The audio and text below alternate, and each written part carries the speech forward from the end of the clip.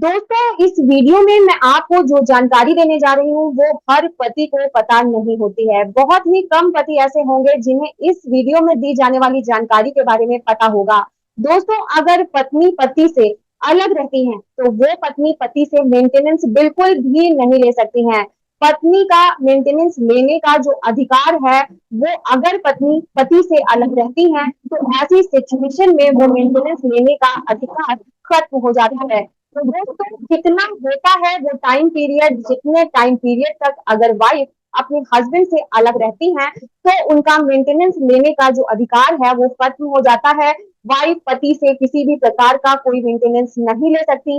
इस बात की पूरी जानकारी आज की इस वीडियो में आपको बताने वाली हूँ। तो इस वीडियो को पूरा एंड तक आप देखिएगा ताकि आपको पूरी जानकारी मिल सके। दोस्त अगर हस्बैंड चाहते हैं कि वो अपनी वाइफ को मेंटेनेंस ना दे या फिर पति आपको अपनी पत्नी को किसी भी तरीके का मेंटेनेंस ना देना पड़े क्योंकि उनकी वाइफ जो है वो गलत है, उनकी वाइफ सही नहीं है, तो ऐसी सिचुएशन में पति मेंटेनेंस देने से किस प्रकार से बच सकते हैं, पूरी जानकारी के लिए वीडियो को पूरा एंड तक जरूर देखिएगा। साथ ही अगर आपने अभी तक हमारे चैनल को सब्सक्राइब नहीं किया है तो सबसे पहले हमारे चैनल को सब्सक्राइब कर लीजिए और इस वीडियो को लाइक कर दीजिए।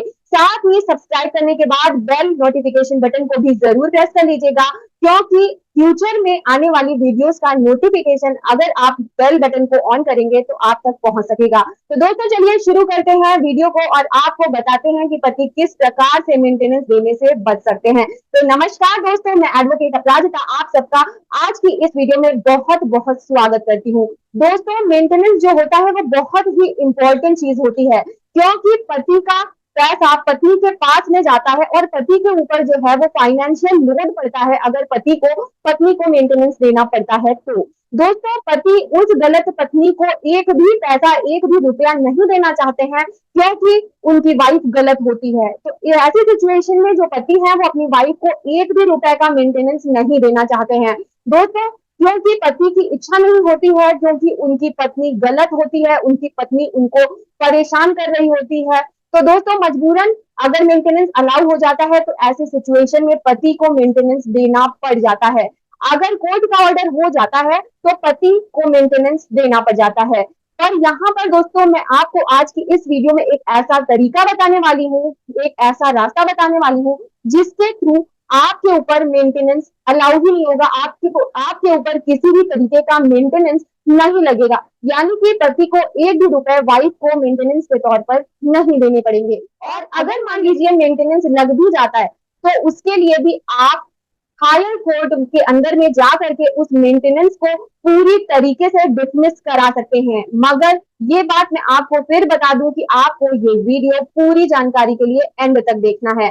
दोस्तों मेंटेनेंस के कई सारे ऑप्शन वाइफ के पास में होते हैं मगर जो ज्यादातर वाइफ होती हैं और मेंटेनेंस का केस करती हैं तो वो वाइफ करती है 125 सीआरपीसी, यानी कि स्पेशल मेंटेनेंस के लिए जो कानून बना हुआ है उसमें केस करती हैं। तो दोस्तों पत्नी वाइफ अगर केस करने वाली है या फिर केस कर चुकी है तो पति की तरफ से बहुत बड़ा प्रॉब्लम खड़ा हो जाता है, पति के लिए बहुत बड़ी समस्या खड़ी हो जाती है। ये बहुत बड़ा सवाल होता है, ये बहुत बड़ी प्रॉब्लम हस्बैंड के सामने खड़ी हो जाती है कि पति के ऊपर तो मेंटेनेंस लग के रहेगा, कोई भी हस्बैंड को बचा नहीं पाएगा, अब तो उसे अपनी वाइफ को मेंटेनेंस देना ही पड़ेगा। कोर्ट पति की बिल्कुल भी नहीं सुनेगी। तो इस वीडियो के माध्यम से मैं आपको बता दूं कि अगर आप निगेटिव थिंकिंग को लेकर के चलेंगे तो आपके ऊपर 100% मेंटेनेंस लग के रहेगा। आपको पॉजिटिव सोचना है और पॉजिटिव सोच के ही आपको केस के अंदर आगे बढ़ना है, फर्दर प्रोसीड करना है। ये तरीका आपको उस केस के अंदर अपनाना है जो इस वीडियो में मैं आपको बताऊंगी। अगर वाइफ पति से अलग हो चुकी है और वो पति से अलग रह रही है और उनको काफी टाइम हो चुका है, टाइम दोस्तों मैं आगे आपको इस वीडियो में बताऊंगी। तो दोस्तों यहाँ पे पत्नी जब अलग हुई है तो उसको लाने के लिए अगर पति ने किसी तरीके का कोई प्रयत्न किया है, कोई एफर्ट्स किए हैं, जैसे कि पत्नी जिससे कि प्रूफ हो जाए कि पत्नी नहीं आना चाहती है और पति उसके पास में कॉल कर रहे हैं कि आप आ जाओ, अब पति के पास में इन चीजों का एविडेंस है कि पति ने कॉल की, पति ने कई बार वाइफ को बुलाने की कोशिश की, पति ने अपने रिश्ते को बचाने के लिए हर तरह का संभव प्रयास किया कि उनकी वाइफ उनके पास आ जाए, लेकिन फिर भी उनकी वाइफ पति के पास नहीं आई। तो ऐसी सिचुएशन में पति ने अगर कोई मीटिंग वगैरह की है, उस मीटिंग के अलावा कोई मान लीजिए पति घर गए हैं, अपनी ससुराल गए हैं पत्नी को लाने के लिए, और पत्नी ने आने से मना कर दिया कि मुझे आपके साथ में नहीं रहना है, तब पति ने फिर उसके बाद में मान लीजिए लीगल नोटिस भेजा, फिर भी वाइफ ने उसका जवाब नहीं दिया कि मुझे मेरे पति के साथ में नहीं रहना है, तब पति ने उसके बाद सेक्शन 9 का केस फाइल किया।